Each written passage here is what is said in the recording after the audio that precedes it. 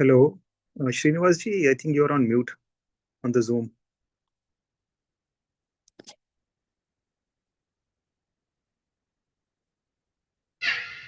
Okay. Yeah. Now, can you hear me, Ashwin? Yes, I can hear you now. Okay. Good. Thank you.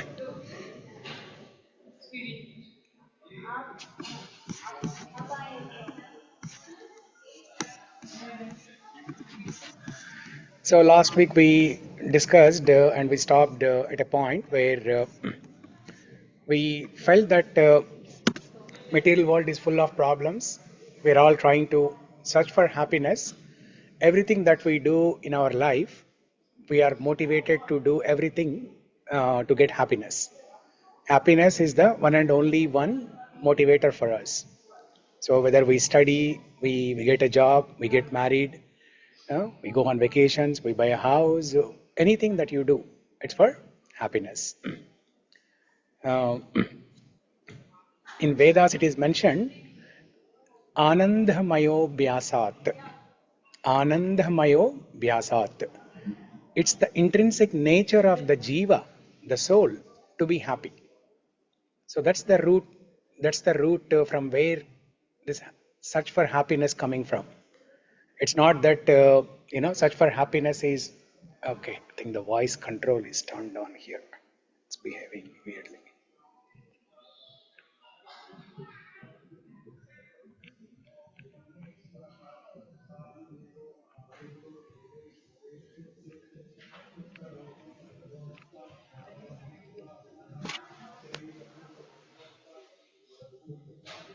Okay.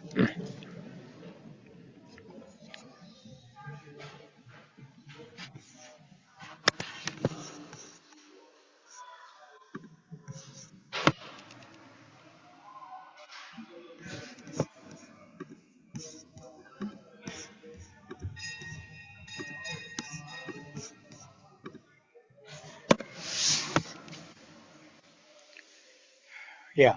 What was I saying? Intrinsic nature of the Yeah, the nature of the world and how we are looking for happiness. Um, so just to explain this, um, um, this concept of happiness. We are all looking for happiness, but we're all finding problems in life. Uh, every person sees so many other people, they are going through problems. People are dying, people are facing diseases, people are having lots of issues, financial issues, health issues, so many things. But every person thinks that problems are for others, not for me. I'm always happy. Death, we see other people dying and we think that death is for them, not for me. Until it comes to us, we don't realize the gravity of the problem. So, are you aware of something called yaksha prashna from Mahabharata? Yaksha prashna.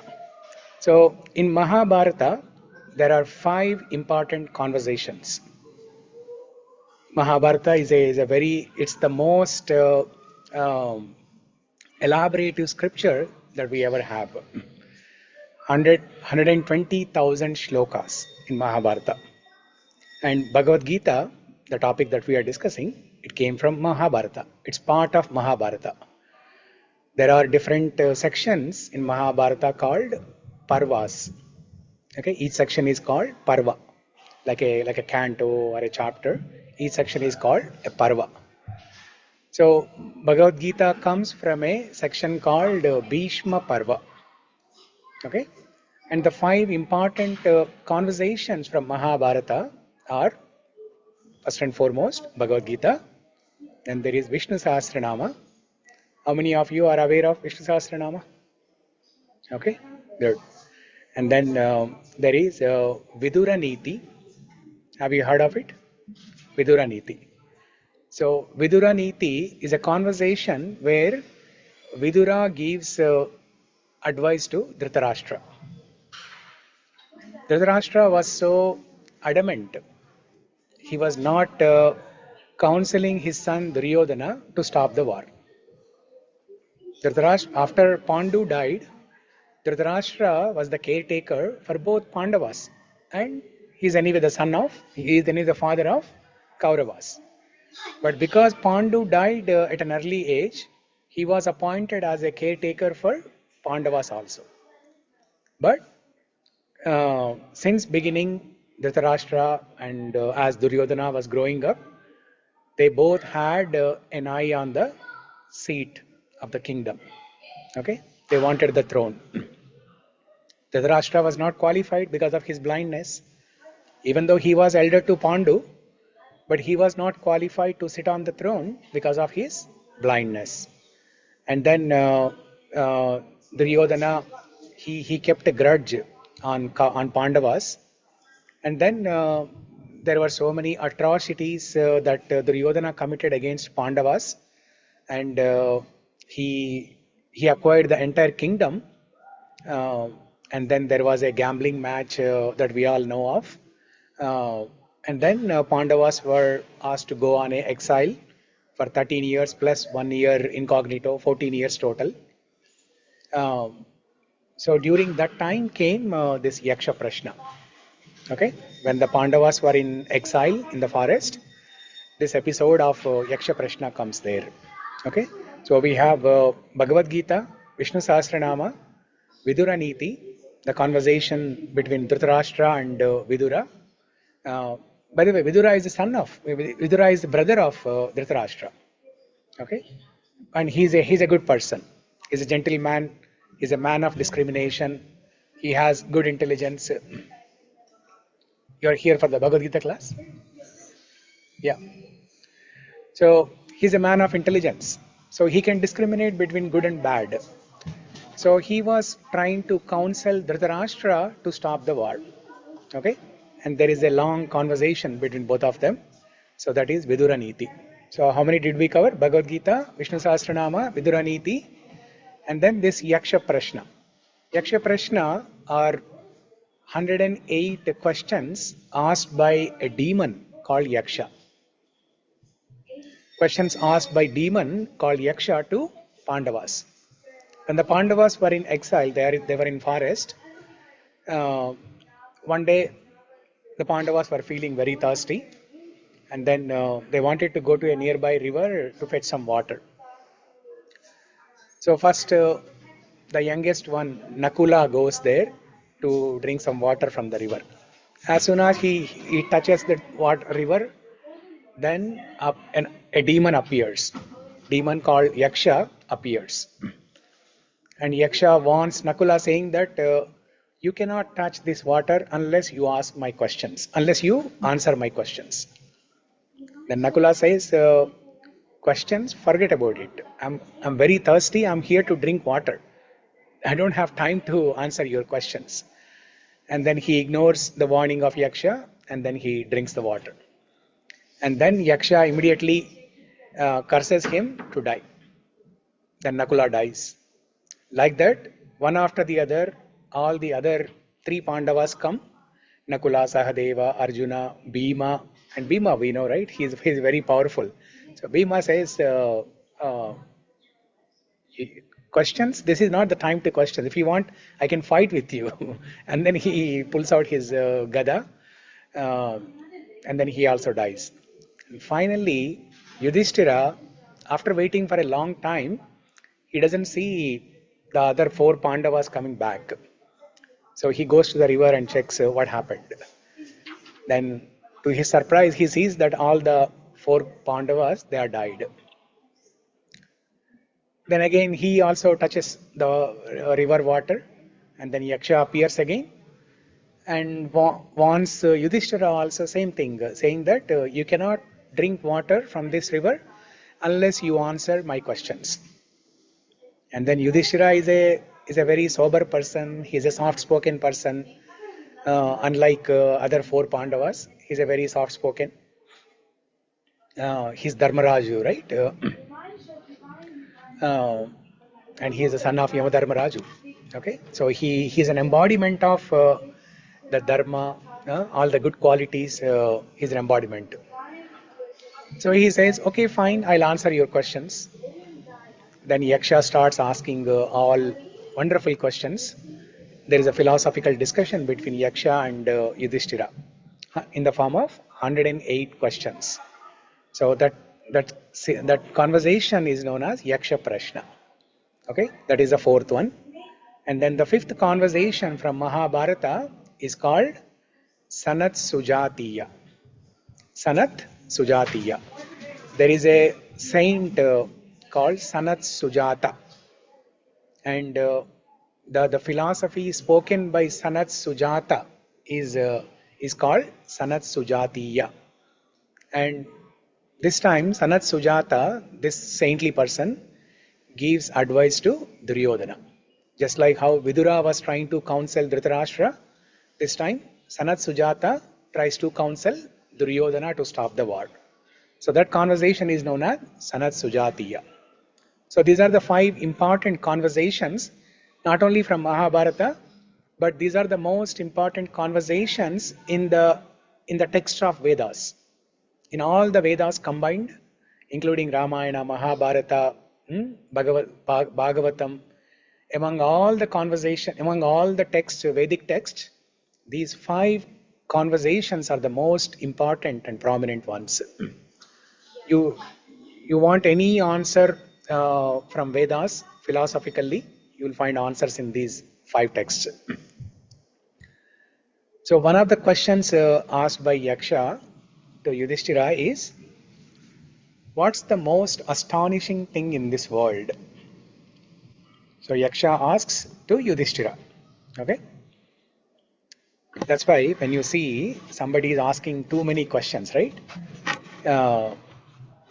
So there is a saying that, oh, what kind of person is this? He is asking all yaksha prashnas. Especially if you are from South India, you'll be familiar with this. He's asking all yaksha prashnas. Okay. So when Yaksha asks, what is the most astonishing thing in this world? Okay, Yudhishthira answers very, very beautifully. But before that, let's give it a try. So what do you think is the most astonishing thing in this world? My guess would be the illusion. Illusion? Okay. Okay. Anything else? The universe itself, like you see, like everything, like beautifully, like all the planets, Yeah. like sun, and even like in Earth, like you see a lot of things which like you cannot even imagine, right? Like, Okay. Okay. Yeah. like the nature. Yeah. Like wonders in the nature, right? Okay. Yeah. Nishta. Everything in this life is temporary, but um, everyone acts as if everything is permanent. Okay. Wow. It looks like you're the most intelligent. You want to say something, Tanvi? Life itself is wonderful. It's astonishing. Yeah. Yeah. So Yaksha tells, Yudhishthira tells something, what Nishta said. Ahani ahani bhutani gachanti yama mandiram sheshasthavaramicchanti kimascharyam ataparam. Yudhishthira says, ahani ahani bhutani gachanti yama mandiram. What is yama mandiram? The Yamaloka. Okay? Hellish planets or Yamaloka, hell. Okay? Gachanti Yama Mandiram means to go to Yama Mandiram, to go to Yamaloka. Okay? Ahani ahani bhutani. Repeatedly, bhutani means all the living entities, all the people in the world. Ahani ahani means repeatedly, again and again. Again and again, we see people going to Yamaloka. But whoever is remaining, Shesha Sthavara Michanchi. Shesha means the remaining. Like in maths, when you do divisions, the remainder you call it as Shesha. Okay? There's a divisor, divided, and then there's a divisor, quotient, and then remainder. So Shesha Sthavaram Ichanti Kimascharyam Ataparam. Shesha means the remaining people. They think that they are going to stay permanently. They are going to live forever. So people see their neighbors are dying, their grandparents are dying, their great grandparents are dying. So many people are dying. Even people of same age, they are also dying. Yeah, feel free to take a chair and yeah. So they see all the time so many people dying, but they act in such a way that death is never going to come to them. They think that this life is permanent, the world is permanent, everything that they do is permanent. Huh? So all these things. So this is the most astonishing thing, Yudhishthira says. And Yaksha is so impressed with that. This is the first question Yaksha asks. So like that, Yaksha asks many other questions. For example, what is heavier than the earth? What is heavier than the earth? Hmm? The planet Earth. Yeah, planet Earth. Sun. Sun. Okay.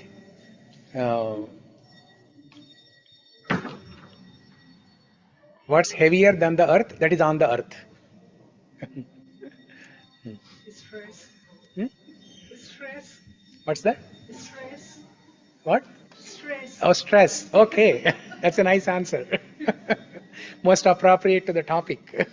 Very good. Yeah. So, yeah, well said. The people who are causing that stress. The people who are alarming people. Yeah. the people who are causing the stress. Okay. Yeah. Only a person who is going through the stress, he will know, right? How heavy it is. So, Yaksha answers to this question, what is heavier than earth? Yaksha answers saying that mother. Mother is heavier than the earth. How? How mother is heavier than the earth?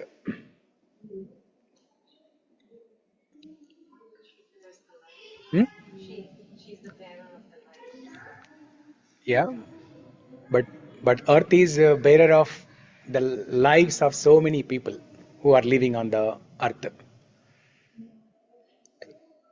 So mother is heavier than the earth in the sense that mother, when she gives birth to a baby, it's like life and death situation for the mother. We have seen many times the mother dies, and it's so painful. Giving birth to a child, it's so painful that it's almost like seeing hell. Only mothers who have gone through that pain, they would know. But still, they survive and they give birth. Are you carrying, by the way? Okay, yeah.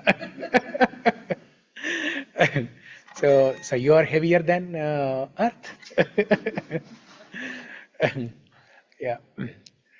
Um, and Yaksha asks another question, because we don't want, when we glorify mothers, we don't want to disappoint the fathers, right? We don't want to disappoint the men. So Yaksha asks another question. What is greater than mountain? Second question was, what is heavier than earth? Now third question is, what is greater than mountain? Obviously father. Obviously father. So how father is greater than mountain? Any problems to the kid or any mother or anything, they will be always informed.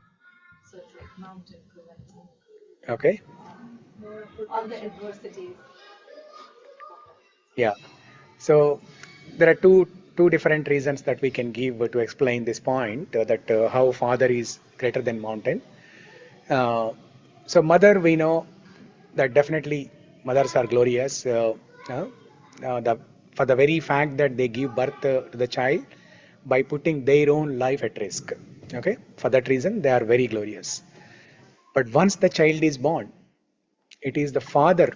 Mostly, it is the father who takes a greater responsibility in shaping up the life of the child. Of course, mother She feeds the child, she does everything to the child.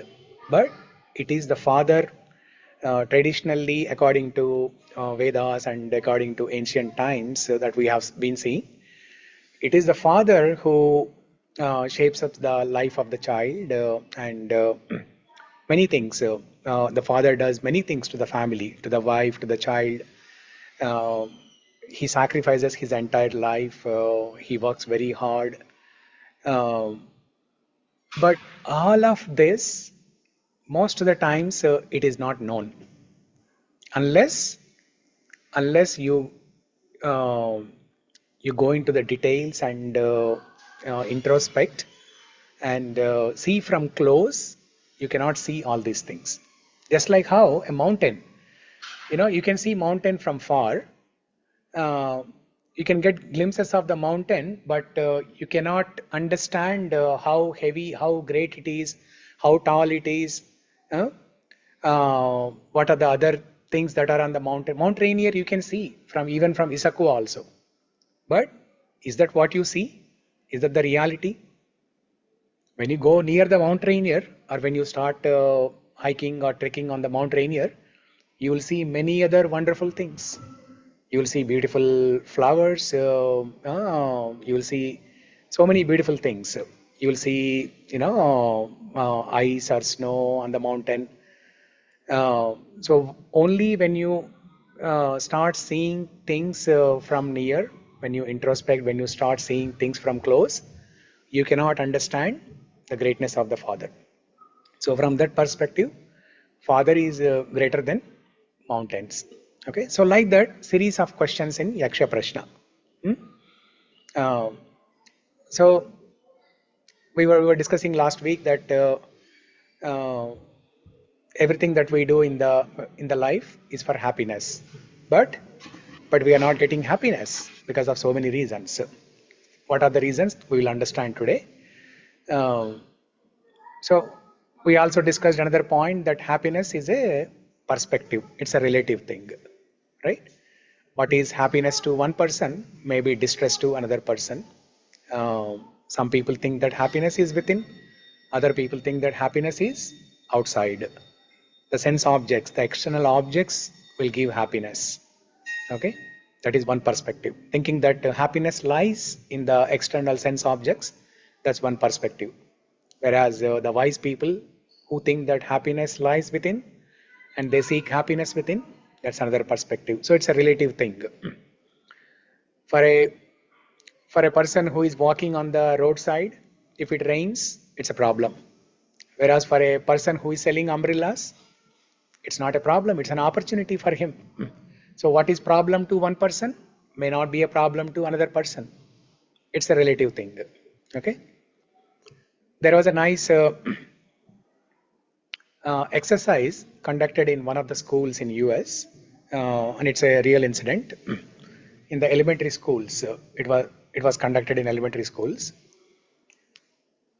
A group of kids, they were in a room, in a classroom, and they were given some balloons to inflate and write their name on it.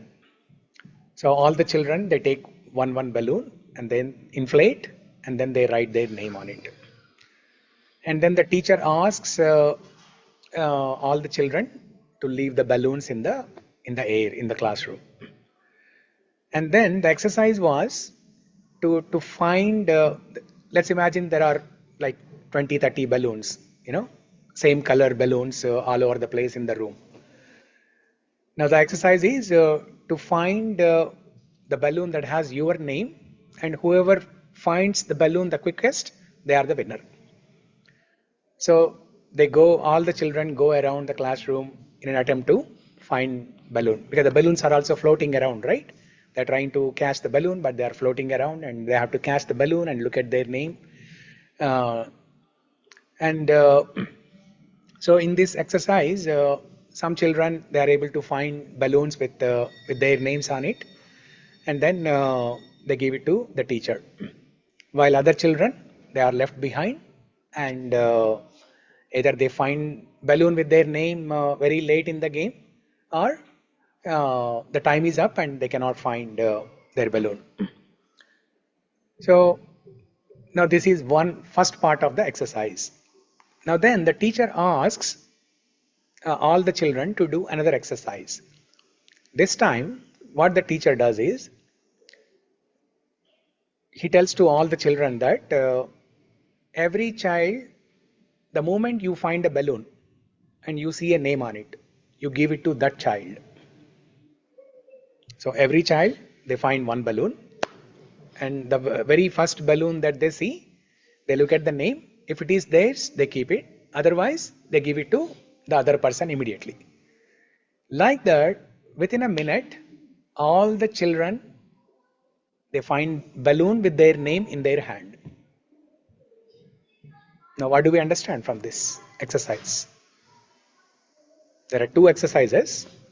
So, what do we understand from this? What's the moral of this exercise? Yes, if we do things for others, it brings us the happiness. Okay, very good. Yeah. Self-focused. Yeah, yeah. We're always self-centered. That's the problem. We are selfish, self-centered. You know? We are trying to do everything for us. We're trying to use all the resources in the world for us. We're trying to exploit the resources in the world for our satisfaction, for our happiness. We are greedy. Yeah? Mahatma Gandhi says that the world has enough resources to fulfill the needs of all the population. But the second part of his quotation is, but the world doesn't have enough resources to satisfy the desires of one person, one single person. Okay? Because when the desires become greedy, when the desires turn into greed, one single person wants so many things. According to Shastras, we are only supposed to consume what is set aside for us. There's a quota. At the time of birth, a quota of everything is given to us. A quota of clothing, a quota of food, quota of shelter, everything. There's a quota for everybody. Okay, we are supposed to consume only that much. If we are consuming anything more than that, what does that mean? We are consuming what it belongs to others. Okay, that's why there is scarcity in this world. Why some people are poor? They are suffering out of scarcity of many things. It is because others are consuming more than needed. Okay, but when we give up this selfish mentality or self-centeredness and try to cooperate with everyone around us, then we will be happy. In fact, we'll be more happier than if we try to exploit things for our own happiness. We'll be more happier, and others also will be happy. Just like in the classroom, all the children were happy. Within 1 minute, everyone got their balloon, and they were all very happy, equally happy. It was not like a competition, but it was a cooperation, community effort. Everyone was happy. So, but that is lacking in today's world. Everybody have all these, vices called evil mentalities. Okay.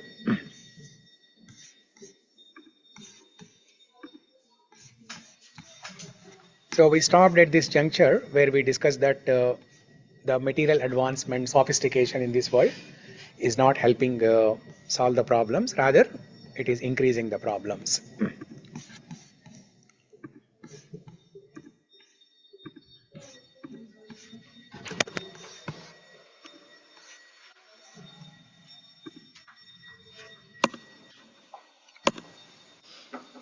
Okay, so despite all the scientific advancement, people are still dissatisfied. There are attacks everywhere and stress, which is heavier than the earth. Depressed, we talked about it last time. Psychological problems or mental problems are the largest in number. People are unhappy all the time.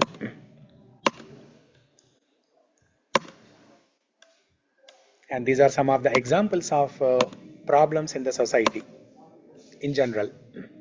Not at an individual level, but in general, there are so many problems in the society.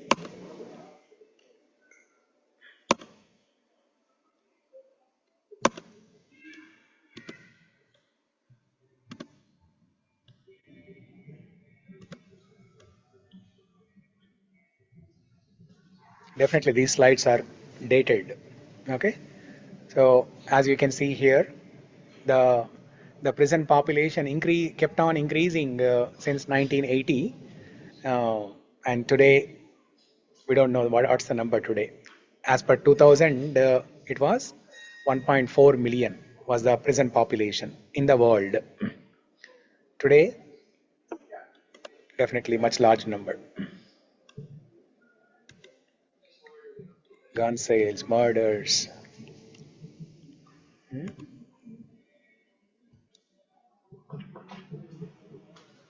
And this was the data collected in 2000 where there was no social media. Now in today's age where there is social media, social media that is freely available to all the children also, uh, they might see 8,000 murders even in a month or in a year. Okay. Now this number was before the child finishes the school, 8,000 murders on the TV. But in today's social media time, definitely they do more than that.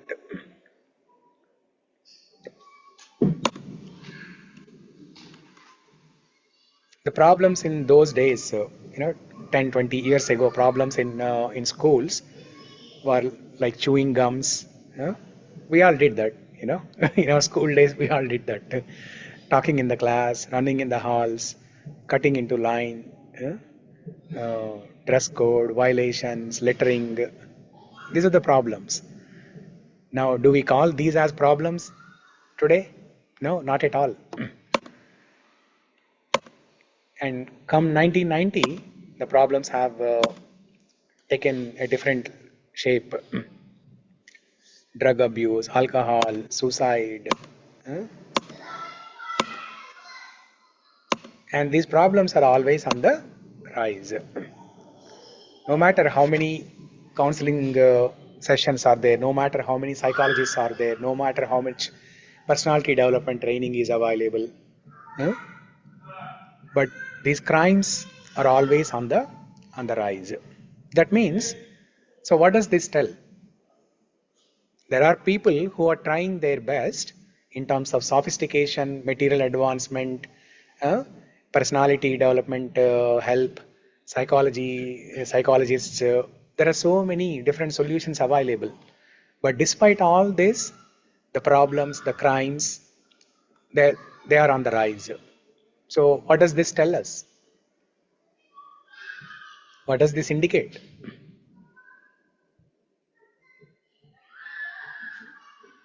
That means we are not going in the right track. The so-called sophistication or the so-called solution to solve the problems is not on the right track. That's why it's going, the problems and crimes, they are always on the rise. The solutions offered by material world to solve the problems is like patchwork. It's like patchwork or band-aid. When you get some injury, you can temporarily fix that problem by putting some band-aid. So the solutions offered by material world, they are like patchwork. They are not addressing the problems at the root level, and they are not giving permanent solutions. That's why, despite all the efforts done by so many people, scientists, psychologists, philosophers, despite the efforts of all these people are not happy. People are not happy. There was a there was an interesting joke where I, where a psychologist himself uh, had a problem. Um, and even the psychologist, he gives advice, counseling to others, but when it comes to himself, he cannot solve his own problem. He needs to be counseled by another psychologist. Okay, so then the psychologist goes to another psychologist and seeks for advice. Then that psychologist, he tells a very interesting thing. The second psychologist tells a very interesting thing to the first psychologist, saying that, let me share with you a personal case study that I have dealt with. One day, a person came to me asking for counseling. And this person says, I'm facing so many problems in my life, please help me. Please give me some good piece of advice. Then the second psychologist, he says that I also have a lot of problems in my life. And you know what? You know what I do when I have problems in my life? I go to a circus. I go to a circus and look at all the funny things that the clown does in the circus. Seeing that gives me immense joy and I forget my problems. So you need to find something like that, what can work for you. And after that patient hears this from the second psychologist, you know what he says? He says that I'm that clown in the circus. So when the psychologist went there, the clown was in a clown avatar. But now he removed that clown avatar and he came like a normal person. So happy faces, but broken hearts. What you see outside is not what's there inside.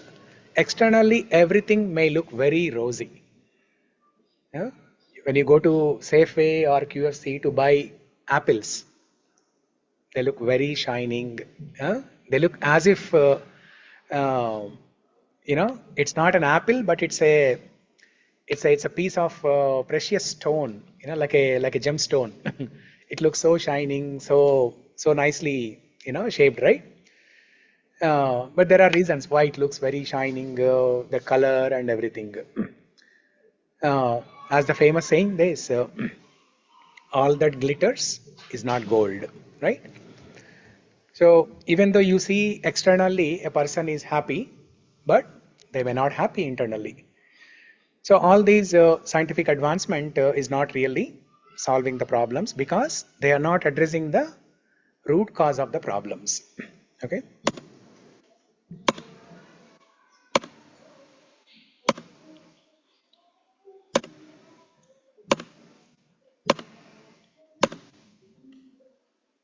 Okay. So definitely we are not advancing in the right direction. So what does it mean to say that we are not advancing in the right direction? It means to say that we are looking for happiness in the wrong place and in a wrong way. We are looking for happiness in the wrong place and in a wrong way. So there was a small story of a little boy who lost his parents. So when this boy, along with his parents, let's say they went to a circus again, same example, circus example. And circus is very crowded, lot of people in the circus ground, and it's very chaotic, a lot of people running around here and there and a lot of noise, it's very chaotic. So this little boy is lost. So then after some time, one person comes to this little boy and offers him a candy, thinking that because this boy is crying, right? The boy is crying for a different reason. Boy is crying because he lost his parents. And this man who comes near the boy to offer help, he thinks that the boy is crying, maybe he wants some candy. So he offers him a candy, cotton candy, most famously available in circuses. So he offers him a cotton candy, but still it doesn't satisfy that boy. He keeps on crying. And then after some time, another man comes And then he thinks that maybe he's hungry, that's why he's crying. He gives him some sandwich or some dosa. Uh, Still, he doesn't stop crying. He keeps on crying.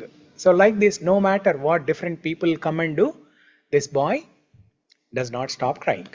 And finally, one person comes and he tries to understand the situation. He talks to the boy and asks him, why are you crying? All those things. The boy says, I lost my parents. And then this person, this time who came to this boy, happens to know the father of this boy. Based on the description given by this boy, little boy, the man says, oh, I know your father. Let me take you to your home. I may not find your parents in the circus because it's a crowded place, but I know your father's home. So let me take you there. And then the boy, that man takes the little boy to the home, and then the boy is happy. So will the boy be ever happy in these temporary things, cotton candy, dosa, or a toy that you get from circus? Will he be happy? No. That is trying to find happiness in the wrong place and in a wrong way. The only thing that gives happiness to the boy is reaching the home of the father. Reaching the home of the father and seeing the father. That's the only thing gives the happiness to this boy. So we are all looking for happiness in a wrong way and wrong place. Let's say somebody lost their wallet. Okay, they're walking on the street and they lost their wallet. After few feet, they realize that they lost their wallet, and then they find a lamp post where there is a light under the lamp, under the street light. There is light on the sidewalk, and they start looking for the missing wallet under the light. And another passerby, he happens to see this man looking for something under the light. So the passerby asks this man, what are you looking for? I'm looking for my wallet. Do you know where did you lose your wallet? This man replies saying that I don't know where I lost my wallet, but this passerby says, but why are you looking for the wallet here under this street light? This man says because there is light here. Everywhere else there is darkness. All along the sidewalk there is all darkness, and only here there is light. Will that man ever be able to find his wallet? No. He is looking for the wallet in a wrong place. So like that, in the material world, we are looking for happiness in the wrong place. Means in the external sense objects. We're always looking for happiness in the objects, in the gadgets, in the things. So there's a famous saying, right? Hare Krishna. There's a famous saying, right? In today's age, people are uh, using something like people are using things. Right, for the young people, we are using the artificial intelligence. No.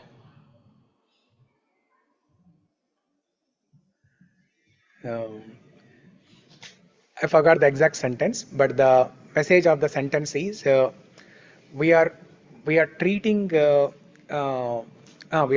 objects like people, and we are treating people like objects. Huh? Uh, what's the sentence? Trying to recollect. It's a very famous thing. You all must have heard it. We are using people as things, and we are using things as people, and things are using anyway. Forget about the sentence. You got the message, right? You got the message. All the gadgets, we are considering them as people. We have attachment with them. We cannot live without those gadgets. The gadgets are our world. They are our life. But very seldom we have time to spend time with people. Very seldom we have time to spend with people. We have all the time in the world to spend with gadgets, but we have less time or no time to spend with people. So what's the right direction where we can find happiness? We'll try to dig into that. So before you find solution to the problem, first we have to do the root cause analysis, right? RCA. In the software world, wherever there is a problem, the first thing that people do is RCA, root cause analysis. I used to work in performance tuning area at Oracle. Whenever there is a slow SQL statement, a SQL was not performing. A SQL that was supposed to run in 2 seconds was taking 1 minute, and the UI screen is stalled. Okay, so we used to fix the performance issues of the SQL statements. The first thing that we do is root cause analysis, right? The SQL statement performing slow is a symptom, but the root cause is somewhere else. Root cause is the way the objects are joined, or it could be something else, or the data in the tables, whatever, or the way SQL statement is written. There are many reasons why the SQL statement will run inefficiently. So just like how we do root cause analysis for software problems, for real life problems also, there is something called as root cause analysis. Only when we do root cause analysis, we can find the correct solution. Otherwise, the solution that we'll find will be some temporary solution like patchwork. And for the going back to the SQL statement problem, right? Until we find the correct solution, we give the customer a temporary fix, a quick fix. Otherwise, customer will be screaming at the higher authorities, right? So we'll give them some temporary workaround. We'll give some hint, to the SQL statement so that it can run, it can just fly. We'll do some temporary fixes so that the customer is not affected. And later on, 1 or 2 days, we will do the root cause analysis and find the correct problem and solution. So let's define the problem statement, right? All the problems that we have discussed so far, the crime, the violence, financial issues, health issues, all these things, these are all relative. These are not the real problems. Because financial issue, the person who has financial problems, it's a problem for him. But for other person who doesn't have any financial problem, it's not a problem for him. So it's relative. So these are not real problems, or these are not common to everyone. Okay.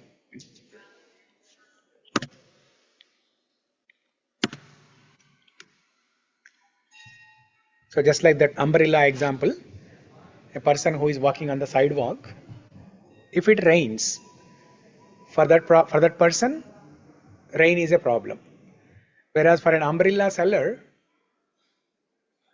rain is an opportunity. It's a solution for him. So what is a problem to one person is a opportunity or solution to other person. But what exactly is a real problem?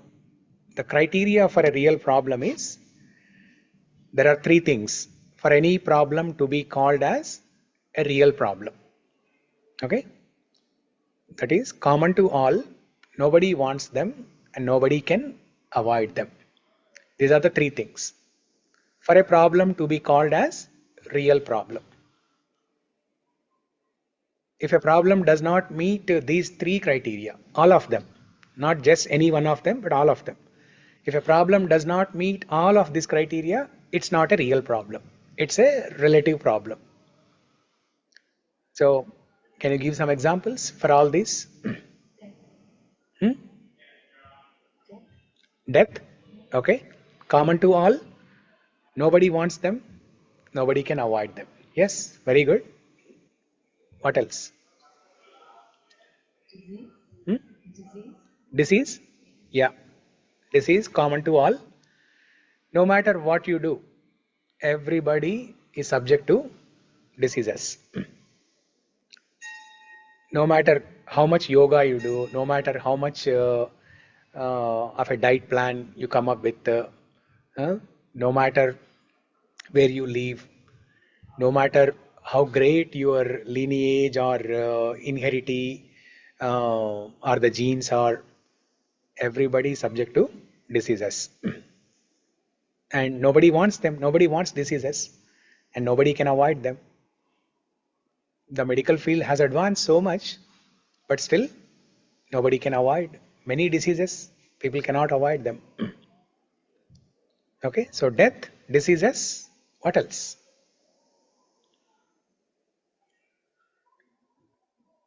Common to all, nobody wants them, nobody can avoid them.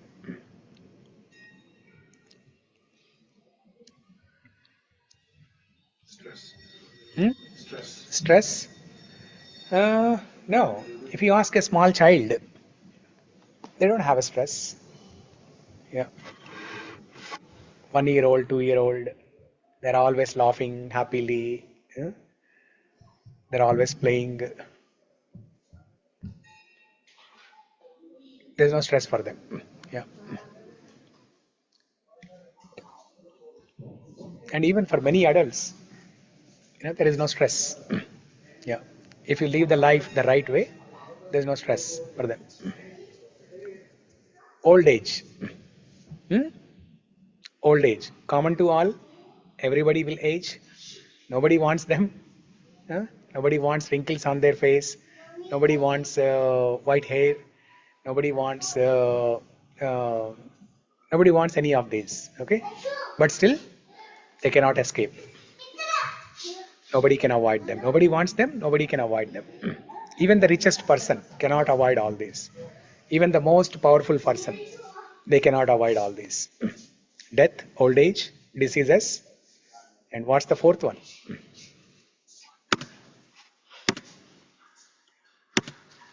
This is death, old age, diseases, and to our surprise, birth. How birth is a problem? Yeah. So birth is the root cause of all the other problems. Because we are born, we will age, we will go through diseases, and we will die. That's one way to look at it. And if you go deeper and try to understand how birth is a problem, see, most of the people, they don't agree, right? They don't agree that birth is a problem. In fact, we celebrate birthdays. We spend so much of money and celebrate birthdays. And it's an occasion of joy to celebrate. It's a festival. So people may argue why birth is a problem and how birth is a problem. It is a problem both for the mother who is giving birth to the child, and it is a problem for the child also. How? Birth is a problem to the mother that we all understand very easily. As we discussed a few minutes before, the mother putting her own life at risk gives birth to the child. It's very painful. Uh, so for the mother, definitely it is a problematic thing. That's why they are glorified. Even though it's a problematic thing, putting their own life at risk, they are ready to give birth to the child. That's why they are glorified. Mother's position is so special for that reason. But why it is a problem to the child? Why it is a problem to the child? Because the the child has to spend 9 months in the womb. And what kind of environment in the womb? It's completely dark. It's completely dark, and it's a very narrow place. Hmm? As the baby grows, after all the limbs are formed properly, as the baby grows, it becomes more and more tighter. Hmm? The baby cannot even stretch hands or legs. And does anyone know the position of the baby in the womb? How does the baby sit in the womb? Come on, to be soon father. It's on the side, right? The head is on the side. Yeah. Legs are in stretch a little bit, but it's on the angle. It's angular. Okay. It's not like a straight that you would sit normally. Right? It's Yeah. very uncomfortable. And what's the posture? The posture of the baby. The legs are kind of no, they're not straight. Yeah. They're like very. Maybe instead of words, you can do some action. It's very cold. It's very cold. Yeah, maybe can you do action? Yes. The posture. How does the baby sit in the womb? Come on, there are no actors. Oh yeah, we have an actor here. Yeah. Oh yes, very good. Almost close. Almost close. Okay. So like this, right? Huh? Uh, so the hands, especially, look at the hands. They are in this posture. Bhagavatam explains, Srimad Bhagavatam. Now we are discussing Bhagavad Gita. There is another scripture called Srimad Bhagavatam, where all the Krishna Leelas, beautifully described. Srimad Bhagavatam describes what exactly happens in every week of the gestation period. The gestation period of 9 months, what exactly happens every week by week, they explain. What are the different developmental stages the fetus goes through. Everything is explained in great detail. It is explained in Bhagavatam that because of the uncomfortable environment in the womb, the child actually cries a lot. The child cries a lot. Now let's say somebody is put in some dark room for one day. Just to live in a dark room for one day itself is very uncomfortable. Now what to speak of? Now this is the living entity. A baby is a living person. It's as good as a person like all of us who are living in the outside environment like this. Now this jiva is inside the womb, and because of the uncomfortable environment, the baby cries. And after some time, because the pain is so much and the uncomfortness is so much, the baby starts praying to the Lord. That's why this posture. This is the prayerful posture, right? When you pray to God, you do namaskara, like this. So the baby is in the prayerful posture, praying to the Lord, to give an opportunity to come out, so that, oh Lord, let me out, so that I can serve you eternally. I can obey your instructions. I can serve you eternally. But what happens as soon as the baby comes out? Then, and this is the reason. So what is the proof for all the things that are explained in Bhagavatam, where Bhagavatam mentioned that the baby goes through a lot of suffering for 9 months and baby cries inside the womb? So what's the proof for that? The proof is in the pudding, right? The proof is in the pudding, as they say. So the proof is that as soon as the baby is born, they cry. And if the baby doesn't cry, we cry. Right? If the baby doesn't cry, that means there is some problem. Right? The baby is not healthy. So we cry. The parents start crying. So, and if the baby starts crying, everybody is very happy. They are all smiling and very happy. uh, so, but as soon as the baby comes out, the air in the external world touches the head of the baby and makes the baby forget all the prayers, the promises the baby has made to the Lord. While being in the womb, the baby kept on saying, Oh Lord, please give me one opportunity. Let me come out. Please save me. I will never forget you. I will serve you eternally.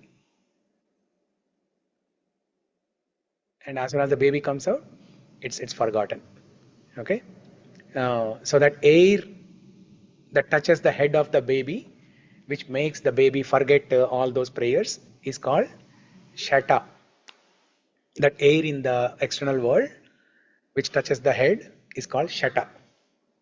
That's why when you go to temples, after you take darshan, the pujari gives you blessings with that, right?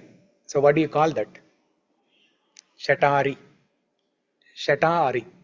Shata plus ari. Shata means that air. That air which made the baby forget the Lord. That is shata. Okay? Just like different airs have different names. Prana, apana, udana, samana, and so on. There are, 7 types of airs are there. So like that, this air is called shata. Ari means to kill. Like Murari. Krishna has a name, Murari. What does it mean? He's the killer of a demon called Mura. That's why he has a name Murari. Mura plus Ari. The one who has killed Mura demon. That's why he is Murari.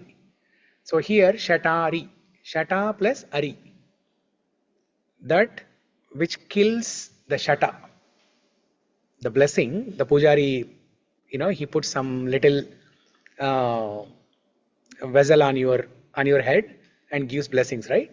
That is called Shatari. That is the one which can destroy that air that has made the person forget the Lord. In simple words, that gives remembrance of the Lord. When the pujari is giving blessings, it has a deeper meaning. It's not just you go in front of the pujari, in front of the deity, and then you take blessings. But there's a deeper meaning. The deeper meaning is, it's an opportunity for us to revive the remembrance of the Lord. When we were in the mother's womb, we remembered the Lord. As soon as we came out, we forgot the Lord. Now, the goal is to revive that remembrance of the Lord. So, when you take that blessings, it's an opportunity to revive and remember the Lord. So like that, Bhagavatam explains how birth is more than the mother. It's a bigger problem for the child. Okay, that's why it's very important to listen to Shastras when the mothers are carrying. It's important to listen to Bhagavad Gita, listen to Ramayana, any bhajans, kirtans, whatever you are inclined to. You'll have some favorite things, right?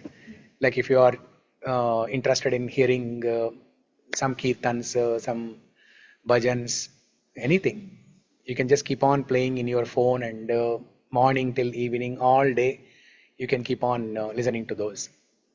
And the baby inside will listen to those, and you'll be very happy after 9 months. You'll be a happy mother, happy child, happy mother, and happy wife, happy husband.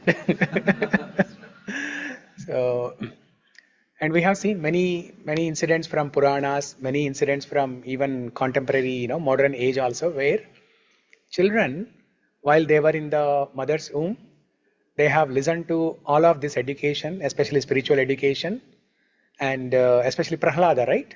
Prahlada, those who have seen Mahavatar Narsimha movie, it should be very fresh in your memory. They did not show this part in the movie, but you all know, right, what happens when... how many of you have seen Mahavatar Narsimha movie? Oh, only one person? You haven't seen? No. No? I was in India. Of course, But the movie was there in India movie, also. but I did not. Yeah. It's a nice movie. It's still running in the theaters in Redmond. So if you haven't watched, you can watch. It's a nice movie. It's completely based on Bhagavatam, uh, made by an ISKCON devotee only. So it's very shastric and bona fide, no nonsense, nothing. It's very, very nice movie. So Prahlada was born in a demoniac family. His father, Hiranyakashipu, is an asura, demon. And Hiranyakashipu, he wanted to take revenge on Vishnu, who killed Hiranyaksha. Hiranyakashipu's brother is Hiranyaksha. So Vishnu kills Hiranyaksha, and Hiranyakashipu wants to take revenge on Vishnu. So he wants to become more powerful than Vishnu. So he does tapasya, greater tapasya for thousands of years, standing outside, no food, no water, and he even stops breathing. He stands on one leg, and then does tapasya for thousands of years. Finally, Brahma appears because he meditates on Brahma, thinking that Brahma is the creator, right? When Brahma appears, Hiranyakashipu asks for a boon, that I want immortality. Then Brahma says, I myself, I am not immortal. I am also like you. I am also subject to birth, death, old age and diseases. So I cannot give you immortality. When I am not immortal, I cannot give you immortality. So ask for something else. Then Hiranyakashipu asks for immortality in a different way. He says that I should not be killed by a man or an animal. I should not be killed during the day or night. I should not be killed inside the house or outside the house. I should not be killed uh, by any weapon. Yeah, I should not be killed by a hand or weapon. I should not be killed on the top or on the bottom of the house. Like this, he puts many conditions, thinking that he's asking for immortality in a different version. Okay. Then Brahma, not knowing what he is asking, he grants the boon. Okay, tadastu, so be it. And then Hiranyakashipu, he takes control on. He becomes so powerful. Okay, he becomes so powerful. He makes all the devatas as his servants. Indra, who is the president or who is the adipati of all the devatas, Varuna, Vayu, Agni, all the devatas, Indra is the adipati. That Indra, he's a sweeper in Hiranyakashipu's home. And Vayu, Varuna, Agni, all these Surya, all these different devatas, they work in different departments in Hiranyakashipu's home. Somebody is washing dishes, somebody is sweeping the floor, somebody is cooking for him, somebody is washing the clothes, like that. Now imagine, devatas who we all worship, they are working as servants in Hiranyakashipu's home. Now, in that situation, Hiranyakashipu's wife, she becomes pregnant, and then all the devatas, because they are being forced by Hiranyakashipu to work as servants in Hiranyakashipu's home, and nobody is able to control his power. He's becoming more and more powerful day by day. And now they think that if the son of Hiranyakashipu is born, and as he grows up, he will become even more powerful than Hiranyakashipu. So fearing this, what they do is, they kidnap the wife of Hiranyakashipu and they take her to heavenly planets where all the devatas reside. And they were about to kill the wife who was carrying this baby, Prahlada. Then Narada Muni appears there and he warns all the devatas, saying that your problem is the child, not the wife, not the lady who is carrying, not the mother who is carrying the baby. So don't kill her. Wait until the baby is born, then you can decide what to do. Saying this, Narada Muni stops all the devatas from killing the lady. And Narada Muni takes the lady who is carrying Prahlada to his hermitage, where Narada Muni every day he speaks Harinam Sankirtana, he speaks Bhagavatam. So every day he does this. And Prahlada's mother, Kayadu, who was carrying Prahlada, she was listening all this, and in her womb Prahlada was also listening to all of this. And while being in the womb, Prahlada learns everything. Whatever was spoken by Narada Muni, Prahlada learns everything. So like this, we have seen even in modern times, we have seen many people who, while they were in the womb, because the mothers, they were hearing Krishna Katha all the time, they were speaking Krishna Katha all the time, they were chanting different stotrams all the time, they were attending nice programs in the temple all the time. The baby was hearing everything, and then after the baby is born, you will see miracles that the babies are reciting Bhagavad Gita within no time. I know personally, one of my friends, when we used to live in Bellevue few years ago, our next door neighbor actually in the apartment complex, she was carrying a child, and this lady every day she used to listen and read Bhagavad Gita. And after the child was born, within 3 years, the boy, he memorized entire Bhagavad Gita. 3 years. 3 years boy memorized entire Bhagavad Gita, and he was able to recite. So many children at the age of 3, they start learning how to speak. But this boy, he was able to recite Bhagavad Gita shlokas. How was that possible? The mother was listening to it every day. She was reading every day. Okay? So this is the solution to fix that problem of birth for the child, especially for the child. Okay? So anything that you like, stotrams, kirtans, bhajans. Where are you from, India? I'm from Pakistan. Oh yeah, you told last time, right? Yeah. Yeah. So, but do you have any likings to some kirtans, some bhajans, like Tulsidas kirtans or something? She listens to Kirtan. Hmm? She plays the Kirtan in the morning. Okay, good. Yeah, keep doing that. Yeah. So,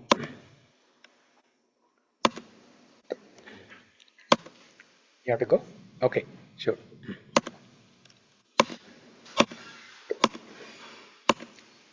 What's the time, by the way? 8? 8:03. Okay. We'll end in 5 minutes.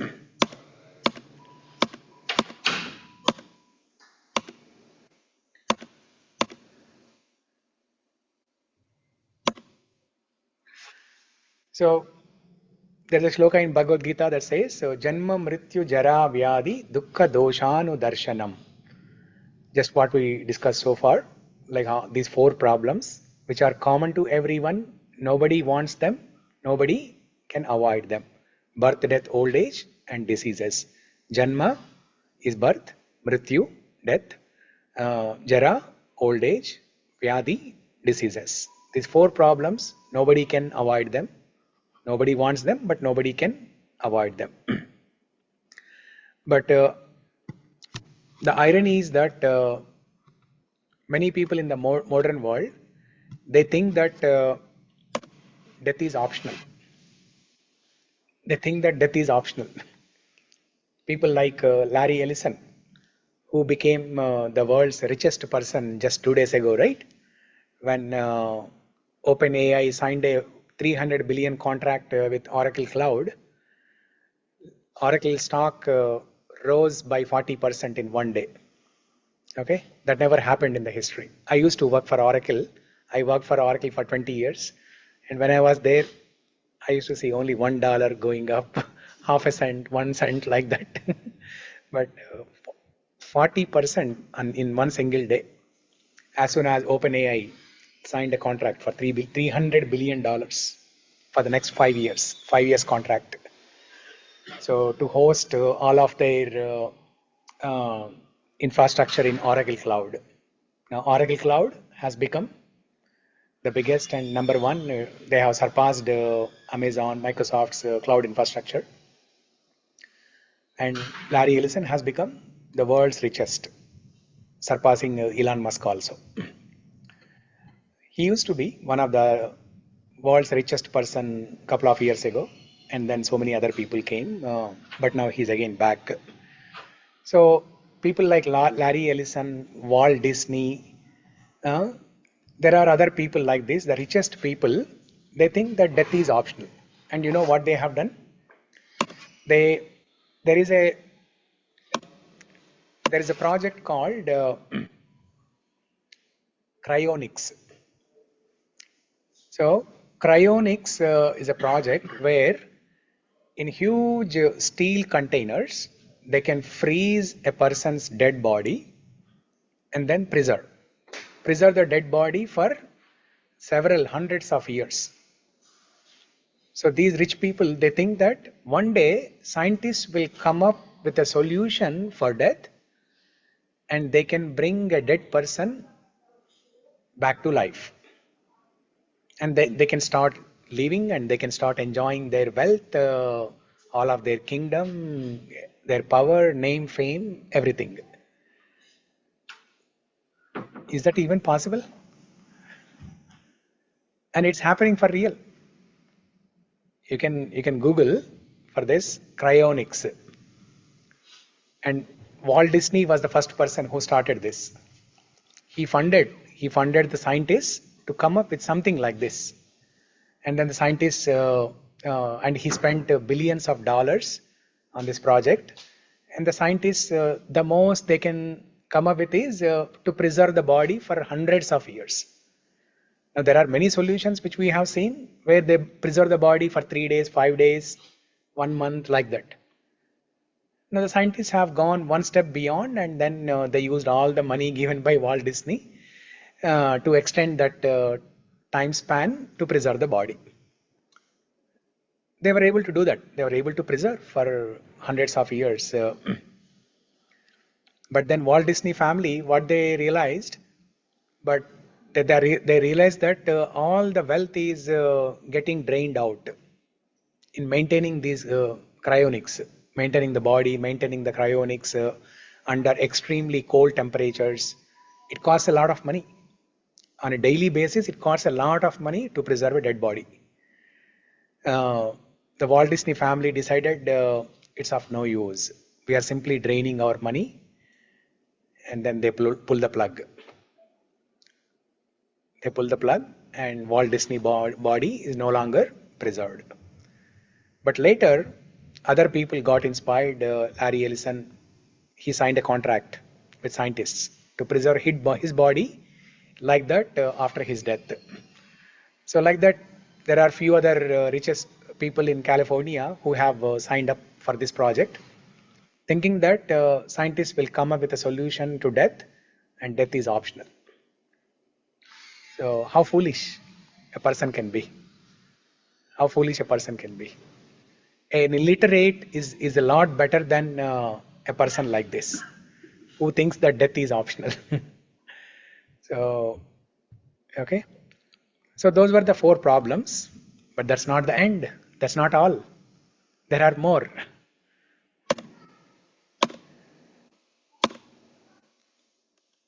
On top of the 4 problems that we saw, Janma, Mrityu, Jara, Vyadi, there are 3-fold miseries.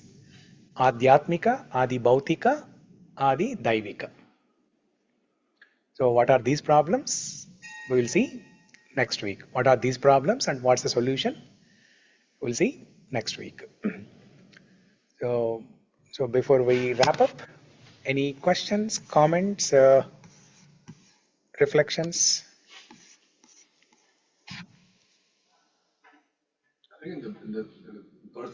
discussed, right? What I was thinking on, also as well is that there's also a bondage aspect as well, right? There's a bondage to the world, Mhm. and because the soul didn't get the liberation in the previous life, then Yeah, it was, came again yeah, to fulfill that purpose. yeah. Is that a right way to also look at the birth problem, or is Uh, this too deeper? is there a way to understand that birth is a Yeah, problem? Huh? yeah, Okay. No, I didn't get your first part. You said from the previous life, the soul, some impressions are carried. yeah, exactly. Yeah. The soul didn't get the full liberation, right? Maybe because Yeah. it was not following all the right steps or didn't work harder in Yeah. the previous life to get I think the it's rest. karma. He's Yeah, mentioning about the so the karma. remaining karma was Yeah. Yeah. Yeah. So why a person, uh, you know, dies in one life and then transmigrates to another body in the next life is because that person has not, either he has not taken up spirituality at all, he has not practiced bhakti at all, or they have started practicing bhakti, they started attending classes like this, started reading Bhagavad Gita, but they did not pursue it further, they did not take it up seriously, they did not pursue it further and achieve perfection in that life. That's why they take another birth. Um, and if a person has done some amount of bhakti in the previous life, Krishna guarantees to carry that sukruti from the previous lifetime into the next life, so that the person can continue their spiritual journey in the next life also. So whatever a person has done in one life is not lost. It will be carried forward to the next life. So in the first life you achieve 10% perfection. In the next life you start from 11% until you achieve perfection 100%, and then you get liberated and go to spiritual world. Yeah. So that's why we see sometimes very young people, they speak a lot of shlokas, they can they can quote anything from Vedas very easily, and they will surprise the parents also. Parents say that, oh, we never thought all this to my child, and we are surprised how he's able to do all this. And we all heard of child prodigies, right? Child prodigy, how are they able to learn music, or how are they able to learn art, or any, any science or anything so easily at a very young age? It's all being carried forward from previous lifetime. Yeah. Now, is it just for good karma or it's also for the bad karma? Both good karma and bad karma. Even the bad karma will go in the next life. Yes. That's why people suffer for no reason. A person who is born blind means he has not done anything in this life, right? So why is he born as blind? It's because of karma from past life. Yeah. So we have another topic on this, topic 4 or 5. Why do bad things happen to good people and vice versa? Why do good things happen to bad people?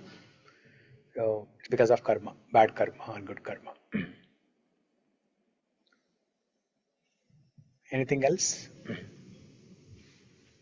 What's your name? Arun, Arun. Okay. Arun, Are you in the group, WhatsApp group? You're there. Okay. Yeah. So, yeah, if everything looks good, then Ashwini, what about you online? Are you okay? Or are you scared? Hope I did not scare anyone. And please remember, it is not to portray a gloomy picture of life here. We all have comfortable life, we have a right to be happy in the life. We have a right to enjoy the life. While we are still doing that, we also have a right to know what is the right thing to do, to know what is the ultimate good thing for us, to know what is the highest benefit for us, while we are still trying to be happy in the temporary things. Okay, you don't have to. You don't have to go away from that. You don't have to become a monk tomorrow and then renounce. No, we are not teaching that. While we are continuing to do that, we want to explore this path also that can give us happiness. It's like that SQL statement. We give a temporary fix so that the customer is not yelling at the company, and while we are working on the permanent solution. That's what we are doing. So whatever you are doing, go on vacations, buy homes, take care of your health, everything, maintain yourself nicely, the beauty and handsomeness, continue to maintain everything. And while we are doing that, we'll explore this bhakti yoga path also. That can give us permanent happiness. Okay. So with that said, we will conclude here. Thank you everyone for joining. We'll see you all next week. Hare Krishna. Yeah. Thank you, Srinivas ji. Thank you, Ashwini. Thank Yeah. you.